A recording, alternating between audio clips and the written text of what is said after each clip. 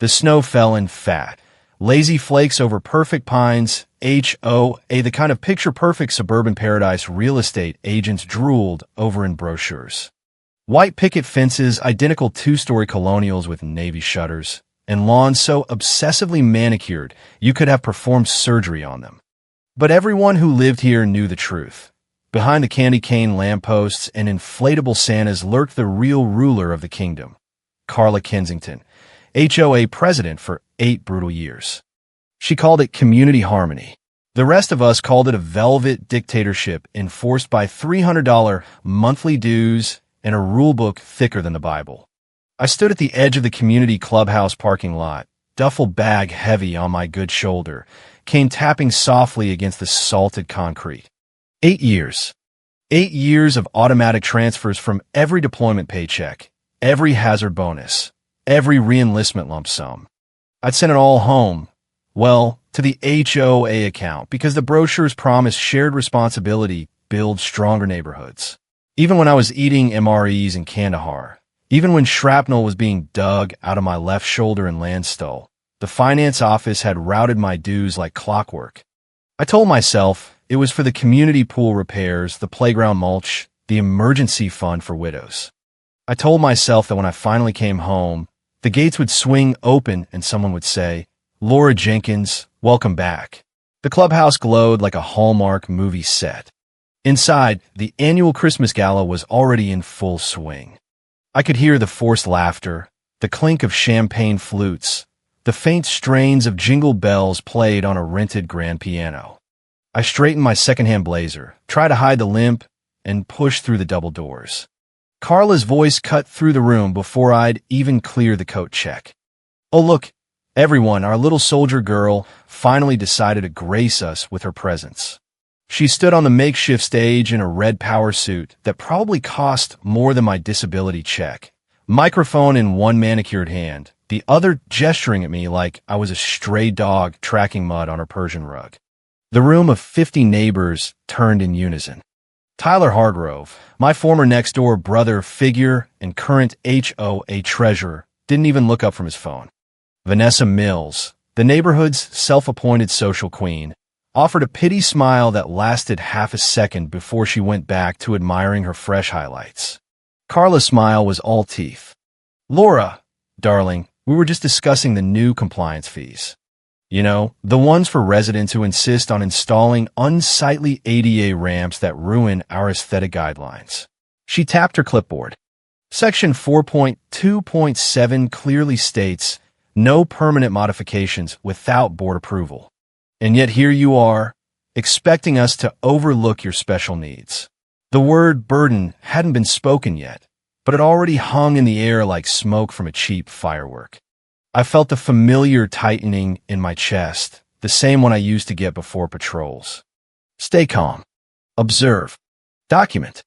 I've been doing it for years, quietly recording every meeting on my phone, photographing every ridiculous fine posted on the community board, saving every email about emergency assessments that somehow never resulted in visible improvements. I shifted my weight. I submitted the paperwork 6 months ago, Carla. The VA even sent the architectural drawings. You signed off on it yourself. Her laugh was a crystalline shard. Signed off? Sweetheart, I approved a temporary ramp. Not that monstrosity you bolted to your porch like some third-world construction project. And let's not forget the 8 years of voluntary community contributions you promised while you were off playing soldier. Where exactly did that money go? Because the pool is still cracked, the playground mulch is still missing, and yet my records show you stopped paying the extra $50 a month 2 years ago. The room murmured. Someone's champagne flute paused mid-sip. I felt the heat rise in my face, but I kept my voice steady, the voice that had once talked down a panicked private in a firefight. I never stopped. Every single month, direct deposit. Same as always. Carla waved a dismissive hand, the diamond tennis bracelet flashing under the chandeliers. Oh, please. We all know how these things work. Deployed soldiers send money home and expect parades. Meanwhile, the rest of us carry the real load. You're a burden on this association, Laura. Always have been. And tonight, On behalf of Perfect Pines, I'm asking you to leave. Pack up your violations and your entitlement and find somewhere else to bleed our resources. The silence that followed was so complete I could hear the snow hitting the windows. Tyler finally glanced up, eyes sliding away like he'd seen a ghost. Vanessa's manicured nails dug into her cashmere sleeve. No one spoke. No one defended. 8 years of perfect payments, 8 years of saluting the flag at every HOA meeting, 8 years of believing the brochure. And this was the homecoming. I picked up my cane, turned, and walked out into the snow. The doors closed behind me with the soft, final click of a coffin lid. Merry Christmas, Perfect Pines. The walk to Evelyn Holloway's house at the back of the cul-de-sac felt longer than the 6-mile ruck marches I used to do. Snow soaked through my shoes. My left leg screamed with every step. Evelyn wasn't blood, but she'd been the one who taught me how to plant tomatoes in the community garden back when I first moved in, the one who slipped me casseroles when the deployment notices came. Her porch light was on, the same warm yellow beacon she'd always left burning for anyone who needs it. I knocked. The door opened 6 inches on a chain. Evelyn's sharp gray eyes took me in, curlers in her snow-white hair, flannel robe buttoned to the throat. "Laura Elizabeth Jenkins," she said, voice flat. "Your mother, excuse me, your president, called an hour ago. Told me you made a scene. Told me you were a burden on the entire association and that I shouldn't enable your poor choices." My heart sank. Of course Carla had gotten here first. Evelyn's eyes narrowed. And you know what I told her? The chain rattled free. The door swung wide. I told her, "Carla Kensington, you're a damn fool and a thief to boot. Get in here before you freeze on my porch." I stumbled inside. The house smelled of wood smoke and lavender, exactly as I remembered from all those summer evenings 8 years ago. Evelyn shut the door hard enough to rattle the frame, then turned and studied me the way she used to study suspicious bank statements. "When did you eat last?" she demanded. I tried to remember the burnt coffee at the Greyhound station. Not important. That wasn't the question. She steered me to the kitchen table, the same one where we'd once planned neighborhood block parties before Carla took over. "Sit. That chair has good support. Your father used it when his back gave out." While she heated soup, I told her everything. The gala. The public shaming. The 8 years of dues. The ramp. The lie about the money. Evelyn listened without interrupting, her spoon stirring slower and slower until she finally set it down. She said the special assessments were paid off 3 years ago. I finished. But she kept collecting my extra contributions. Evelyn went very still. Then she disappeared down the hall and returned with a battered shoebox tied with string. "Eat first," she ordered. Then we opened Pandora. I managed half the bowl before my stomach rebelled. Evelyn replaced it with chamomile tea in the chipped mug I'd used as a rookie homeowner. "Now," she said, settling across from me, "tell me everything again and don't leave anything out." I did. When I finished, she pushed the box toward me. I started keeping these the day Carla pushed through the new fine schedule 3 years ago. Something felt wrong. Call it old lady intuition. Inside were bank statements, printed emails, copies of checks, a ledger in Evelyn's precise handwriting. Every deposit from my account, every withdrawal labeled community enhancement that actually went to Carla's country club dues, her Bahamas vacations, Tyler's new golf cart, Vanessa's kitchen remodel. The special assessment fund, supposedly for the pool, had been funneled into a private account the day after it was paid off. My hand shook. "That's fraud. More than fraud," Evelyn said quietly. "It's theft from every homeowner who trusted her. And you're not the only one. I have records for 3 other veterans who sent contributions while deployed. She used their money for the same yacht pictures she posts on Instagram." The room spun. $60,000. 8 years of believing I was building something good. I'd lived on base, skipped leave, worn secondhand uniforms so I could keep sending that money. And Carla had spent it on spa days. Evelyn took my hand. "Your mother, your president, has always been about appearances. She married into this neighborhood thinking she was marrying status. When that didn't give her the life she wanted, she used all of us. You most of all. But here's the thing, Laura. You're done carrying her weight. Tomorrow we call Walter Gresham. He used to be county prosecutor. Owes me a favor. And after that, her smile was small but razor sharp. We're going to build something she can never touch. The next morning smelled of bacon and fresh coffee. I woke in my old guest room at Evelyn's. Horse posters still on the walls from when I'd first moved in, trophies from the community 5K races Carla had later banned because they encouraged too much foot traffic. My shoulder screamed as I sat up, but the pain felt different now. It had purpose.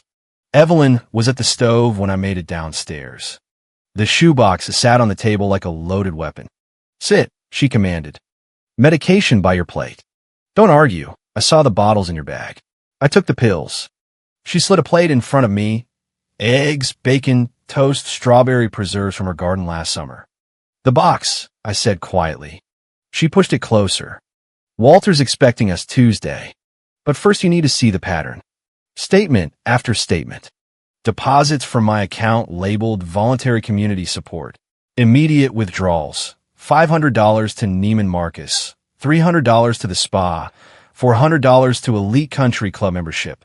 One $5,000 withdrawal last year matched the timestamp of Carla's Instagram post. Her, Tyler, and Vanessa on a yacht in the Bahamas raising champagne glasses.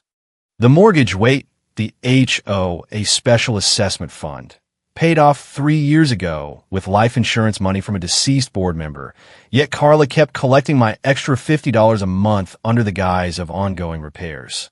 Then the emails. Between Carla and her sister Janet, joking about Laura's guilt payments. Messages to friends bragging. The beauty is she feels too guilty to ask questions. Daddy's girl to the end. As long as I remind her about community duty. Checks keep coming. Set for life thanks to my little deployed homeowner. I set the papers down carefully, afraid I'd rip them. Why? Evelyn's voice was gentle. Appearances, Laura. She needed to look successful. When she couldn't get it the honest way, she used every homeowner who trusted her. You most of all. Tyler was too young to question.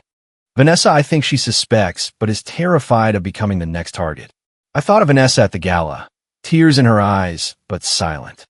26, and still under Carla's thumb. What do I do? I gestured at the evidence. That depends on what you want, Evelyn said. Justice, revenge, or just peace. Walter says this qualifies as embezzlement, wire fraud, and financial exploitation of a homeowners association. Felony territory in Virginia. The house she lives in, the cars, the investments, traceable. She'd have to sell everything. I stared out the window at the snow-covered neighborhood. Somewhere out there, Carla was probably sipping mimosas and congratulating herself on handling the Jenkins problem. I don't want to hurt the others, I whispered. Then we focus on her. But Laura, they sat at that table while she threw you out. They benefited for 8 years. Where was their concern for you? The question hurt because the answer was obvious. Nowhere. Evelyn stood. There's another option. Mediation. We approach her with the evidence. Offer to settle quietly. She pays full restitution plus damages. We don't pursue criminal charges. Faced with prison and public humiliation, prouder people than Carla have folded. I thought about Carla at the country club, holding court. The shame of a criminal trial would destroy her more than any jail time. I need time, I said. Take the week. But start documenting everything now. Every memory, every email. Walter says evidence has a way of disappearing. That afternoon, I walked to the barn, Evelyn's converted garage where she kept old HOA minutes. I cried there among the hay bales and old tools, the same way I cried in Afghanistan after losing Sergeant Rodriguez. Not just for the money, for the illusion. For the neighborhood I'd fought to come home to that had never really existed. The barn cats found me. 2 orange tabbies wound around my legs without judgment. I sat until the tears stopped, until I could think past the hurt to what came next. $60,000. 8 years of manipulation. Carla had stolen more than money. She'd stolen my choices. With that money, I could have finished my degree, started a business, built something real instead of funding her fantasy life. But I was alive. I was here. And now I knew the truth. I stood slowly. The cold had made my legs stiff, but it held. I had a roof, a woman who chose me over the president's lies, and a shoebox full of evidence. It wasn't much, but it was more than I'd had yesterday. Back at the house, Evelyn waited with hot tea. Tomorrow we start planning, she said. Tuesday we see Walter. But today, we're just two neighbors who know the truth. Tuesday arrived with a bitter wind that rattled Evelyn's windows. I dressed in my only decent civilian clothes, the navy blazer still loose on my frame. Evelyn watched from the doorway as I struggled with the buttons. Here, she said simply, stepping forward to help. No pity, just practical assistance. Walter Gresham's office was on Main Street, second floor of a converted Victorian. His secretary showed us in immediately. Walter stood, 70-something, handshake firm. Evelyn Holloway. And this must be Laura. I remember you winning the community 5K back in 2016. What year was that again? We settled into worn leather chairs. Walter's office smelled of old books and pipe tobacco. Evelyn showed me some of what you collected, he began. But I need to hear it from you. I told the story again. Each telling got easier. Walter took notes, examined every document with a magnifying glass. His expression darkened with every page. The Special Assessment Fund was satisfied 3 years ago, he muttered. But your contributions continued until last month. From a hospital bed, no less. He leaned back. Clear evidence of embezzlement through material misrepresentation. She told homeowners the money was for specific projects that had already been funded. Continued taking it under false pretenses. Virginia has both civil and criminal statutes. Over $1,000 is grand larceny. $60,000 puts it deep into felony territory. Wire fraud, too, transfers cross state lines. Criminal. The word sat heavy. I don't know if I want her in prison, I said. You don't have to decide today. But criminal charges give leverage in civil recovery. The threat alone might get restitution. Base amount $60,000. Punitive damages in fraud cases. Jury could award double or triple. $180,000, possibly more, plus legal fees, plus interest. She has assets, the McMansion, cars, investments. Instagram posts are evidence. A forensic accountant could trace every dollar. She'd have to sell the house, I whispered. The house where she'd hosted so many exclusive board parties. Walter's expression softened. That's always the hard part. Tyler and Vanessa benefited. Their assets could be subject to recovery. I don't want to hurt them. Then we focus on Carla as primary defendant. But Laura, they sat there while she threw you out. They benefited for 8 years. There was another option, Evelyn said quietly. Mediation. Walter brightened. Approach her with the evidence. Offer to settle. She pays back what she stole plus reasonable damages. You don't pursue criminal. When faced with prison and public humiliation, I've seen prouder people fold. How long do I have to decide? Statute of limitations is 5 years from discovery. Evidence disappears. Memories fade. Sooner is better. That night, I lay awake thinking about the foundation idea Evelyn had floated. Not just leverage against Carla, but something real. How many homeowners have been quietly robbed by their own associations? How many veterans sent money home believing they were supporting their neighborhood only to be called burdens? The old bunkhouse on Evelyn's back lot could hold 4 people. The 5-acre parcel she owned adjacent to the HOA fence had room for expansion. My phone buzzed. Unknown number. Laura, it's Vanessa. Can we talk? My sister neighbor's voice was strained. Carla got a call from someone at the bank about a possible foundation. She's losing it. Screaming about Evelyn, about you. What's going on? I chose my words carefully. Evelyn starting a nonprofit for homeowners facing financial exploitation by their HOAs. Vanessa was quiet. I know about the money, Laura. Not everything. But I know she's been lying. I'm sorry I didn't speak up at the gala. I was scared. Of what? Of becoming you. Of being thrown out with nothing. The line went dead after a few more sentences, but the seed was planted. Carla was lawyering up. The war was about to begin. The next morning, Evelyn transformed into a strategic mastermind. "Get dressed," she announced. "We're going to the bank. Trust National, where she'd done business for 47 years. President Harold Metcalf met us personally." Evelyn settled into her chair like a queen. "Harold, I need to discuss the Pierce parcel, the 5-acre lot behind her house." "Not selling," she said. "Leveraging.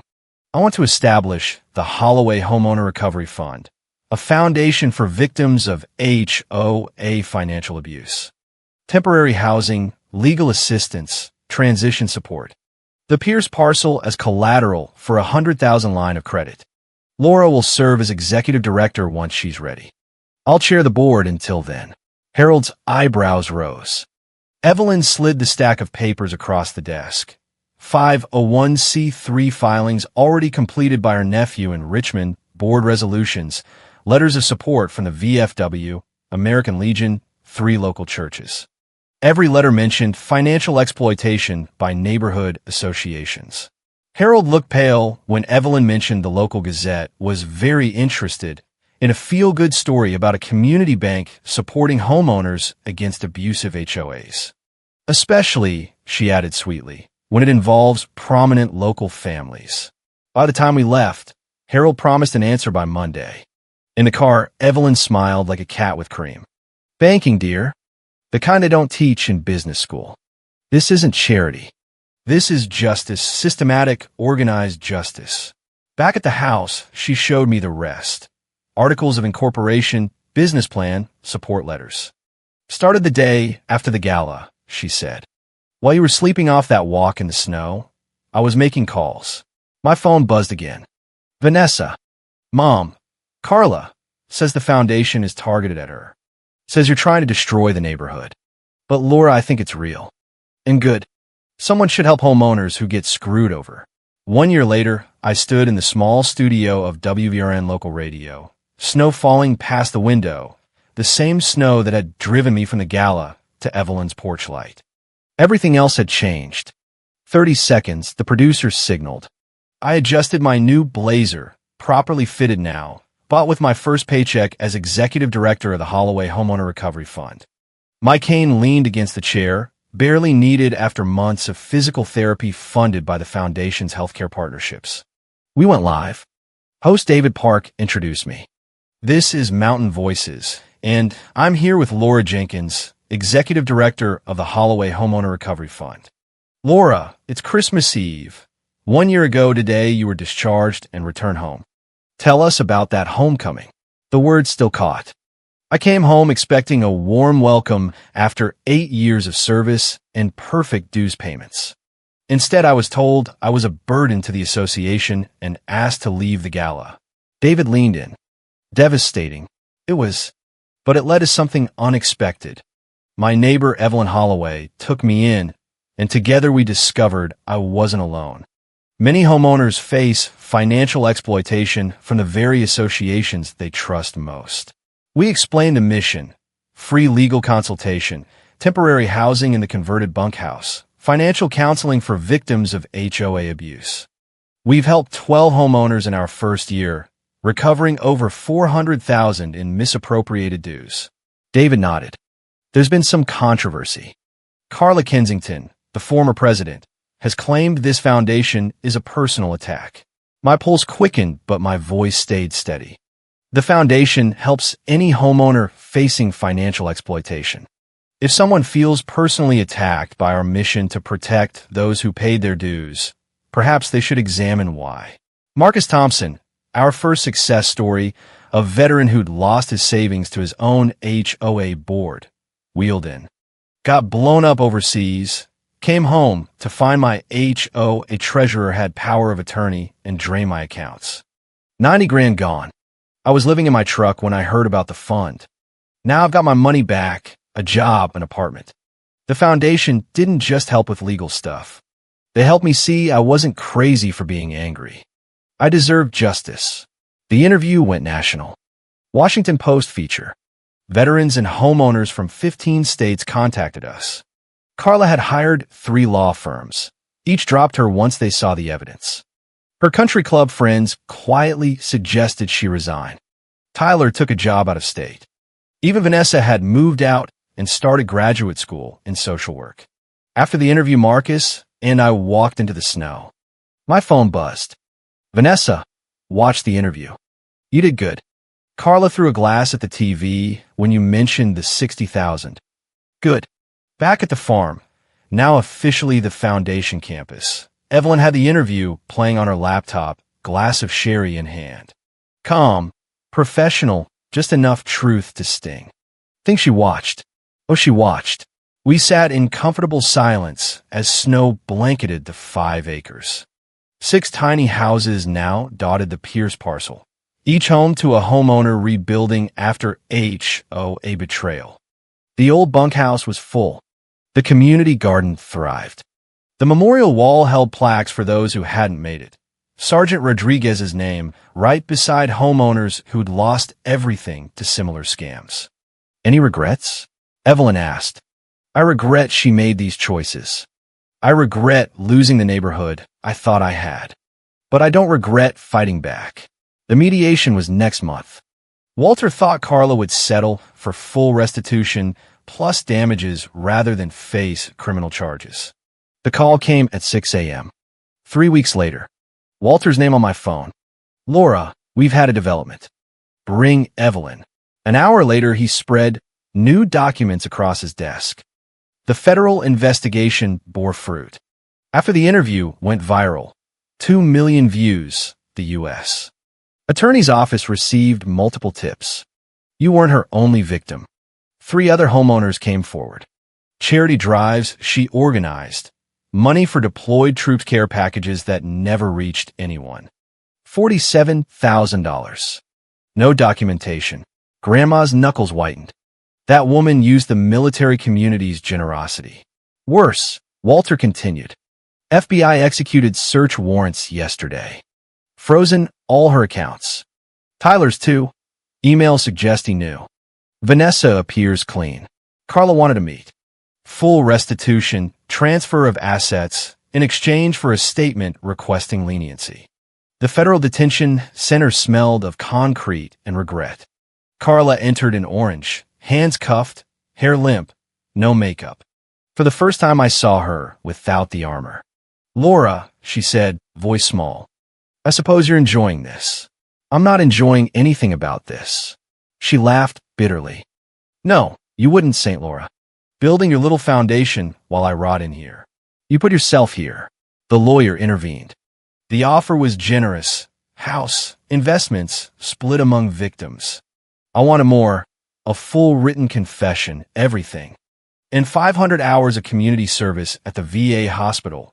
Cleaning bedpans, serving meals, seeing what actual service looked like. Carla's face crumpled. Fine.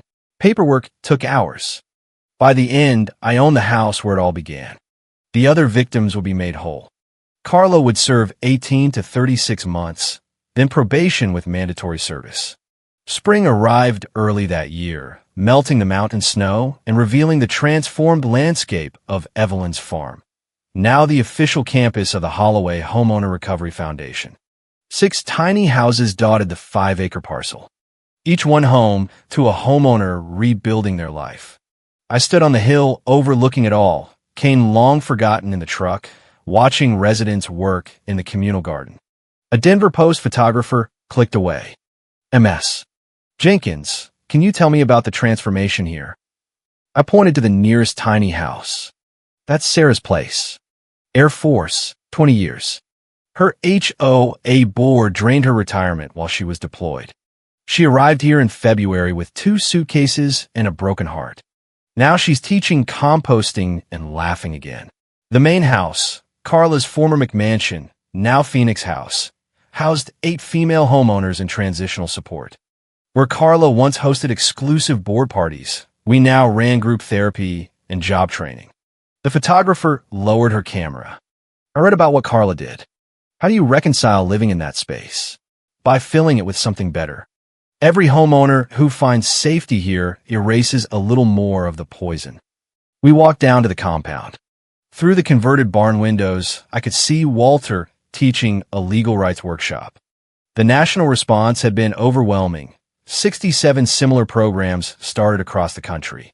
Turns out HOA financial exploitation was epidemic. We just gave a name and a response. Marcus rolled up in his custom wheelchair. Laura, CBS crew is here. They want you and Evelyn together. In the farmhouse kitchen, Evelyn held court with the CBS correspondent. Mrs. Holloway, you mortgaged family land for this foundation. Any regrets? Only that I didn't do it sooner. Land is meant to be used, not sat on while homeowners suffer. And your daughter, former President Carla, she's serving 18 months. How does that impact your family? Carla made her choices. She stole from heroes to fund her vanity. Prison is a mercy compared to what some of these homeowners faced because of people like her. That evening, we held our weekly communal dinner. 23 people crowded the Phoenix House dining room, the same room where Carla had once pointed at me with manicured nails and called me a burden. Now it overflowed with chosen family. Marcus raised his glass of sweet tea. Toast to 6 months of the foundation and to everyone who said we'd never make it. Vanessa arrived later, volunteering with our financial literacy program. Her graduate studies now focused on family and neighborhood financial abuse. How is Carla today? I asked as we walked the property. Same. Angry. Blaming everyone but herself. She still thinks you'll forgive her eventually. What do you tell her? The truth. Forgiveness and reconciliation aren't the same thing. You built something beautiful from her ugliness. We stopped at the memorial garden. Small plaques honored those who hadn't made it home or had been destroyed by betrayal. Sergeant Rodriguez's name, right beside homeowners who'd lost the fight before finding us. The Washington Post wanted a follow-up. Tyler called yesterday. He wanted to come to the dedication. He was in therapy, starting to understand his role in enabling her. That night, in Evelyn's kitchen, I reviewed applications. 20 new ones this week. We need to expand again. Evelyn poured her evening sherry. The Denver Post article drops Sunday, front page. The farm that fought back. Harold from the bank says 3 major donors have already reached out. My phone buzzed. Another veteran in Texas whose HOA board had emptied his accounts. I forwarded it to intake. We never left anyone hanging. I've been thinking about the dedication next month. What if we invite her? Evelyn's glass paused. Carla? She'll be on supervised release by then. If redemption has to start somewhere. That's a dangerous game, Laura. I know. But this place is about transformation. If we can't at least offer the possibility. Later, alone in my tiny house, I wrote the letter I've been drafting for weeks. Carla, the foundation dedicates its permanent facilities next month. You're welcome to attend under certain conditions. This isn't forgiveness, not yet, but it's a chance to see what your actions inadvertently created. To understand that every dollar you stole has been multiplied in a hope for others. If you come humble. Come ready to listen to stories of those you hurt. Come prepared to see that burdens, when shared properly, become foundations for something better. The choice, as always, is yours. Laura, I sealed it and addressed it to the federal facility. Maybe she'd come. Maybe she'd finally see. Or maybe not. Either way, the farm would continue fighting back, not with anger or revenge, but with every homeowner housed, every life rebuilt, every burden transformed into belonging. Tomorrow, 12 new applications would arrive. Next week, another news crew. Next month, the dedication that would cement our permanence. And somewhere in a federal facility, a woman who once called me a community burden would have to reckon with what that burden had become. The porch light, Evelyn's original beacon, burned outside every building on the property now. Beacons in the darkness, promising exactly what she had promised me that Christmas night. You're home. You're welcome. Your family. For every homeowner told they were too much, too broken, too expensive, we kept the lights on. Because that's what real community does. They show up. They stay. They transform burdens into blessings, one story at a time. And our story? It was just beginning.